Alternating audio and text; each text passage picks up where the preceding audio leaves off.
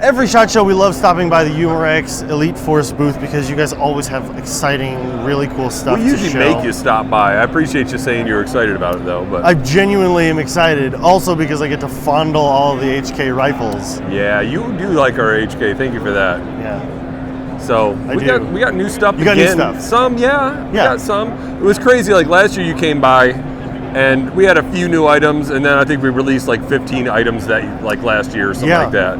And it's kind of the same this year. We have a whole bunch of other stuff in the works right now as well, but we do have more prototypes this year than we had last year. Now you've got a couple new pistols that are coming out. Yes. Do tell. All right, you know we just dropped the Elite Force race gun, right? Right. I'll try not to sweep you during this. I think we've already got that. Yep, you do. Yep. You do. That's if you're into race guns, pistols. Yeah. And we did just release the, very familiar, new color, new grip. Now, of course, this is the same as the 1911 tag that's CO2 powered that is already in your lineup. Yes. The new color and grip are nice, and this is also the Gen 4. So if you are using one of the older generations, this is going to have a little bit nicer features, going to be a little bit more robust, and it comes in a really cool colorway. Yep.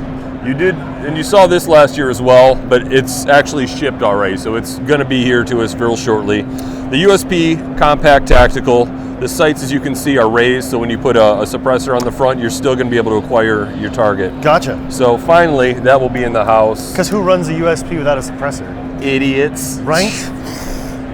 And this thing, not that there are a shortage of revolvers on the market, CO2 revolver, this doesn't need low power shells to shoot CQB friendly. Right. So this will be, I don't know if there's another one out there right now, but from what I understand, they're mostly low power shells that make them CQB friendly. So this one is regardless of what shells you put in it, you're going to be CQB friendly. Yep. So it's a CQB revolver. Also comes in a really cool gray, and no matter whether you're using low power shells or high power shells, it's always going to shoot below 350, which for revolver guys is huge. Yeah, most of them shoot like 7,000 FPS. Yeah, 7,000. I mean, give or take, one. Give or take. All right, yeah. So I was pretty accurate there. Yeah.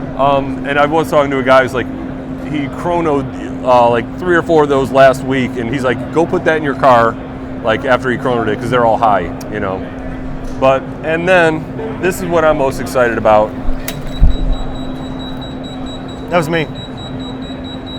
So apparently he's trying to steal our guns when he does the video.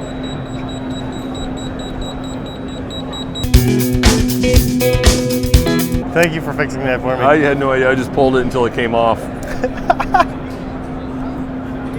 So this is the VP9. Hugely popular right now in the real steel world. One of the most affordable HK pistols out there. I don't know if you've ever priced HK pistols, but they're quite expensive. Yeah. And this, I believe this was originally made to compete with Glocks, stylistically and for law enforcement.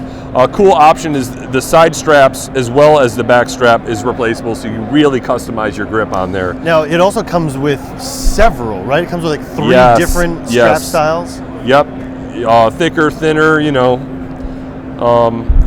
threaded barrel. They're really, really nice. VFC OEM. We've been using VFC quite a bit, and they support us. We get these rebuild kits for these things. Like, they're really good pistols, and it feels great in your hand. Now, these ones currently are green gas powered. Yes. Yes. And one of the biggest, you mentioned, I'll come back to the grip again real quick, just because it's an HK pistol. One of the biggest complaints with HK pistols in terms of like airsoft players is they're large pistols. Your USPs are really, really big pistols. Your HK45, again, big pistol, big grip. And so for the guys that need a smaller grip, this is a great alternative that functions really well. Yep. And you still get an HK design and platform without having that gargantuan pistol grip.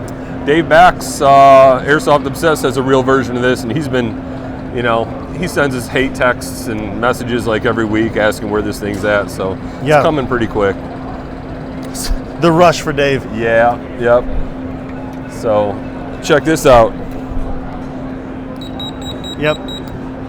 That's what's up. All right.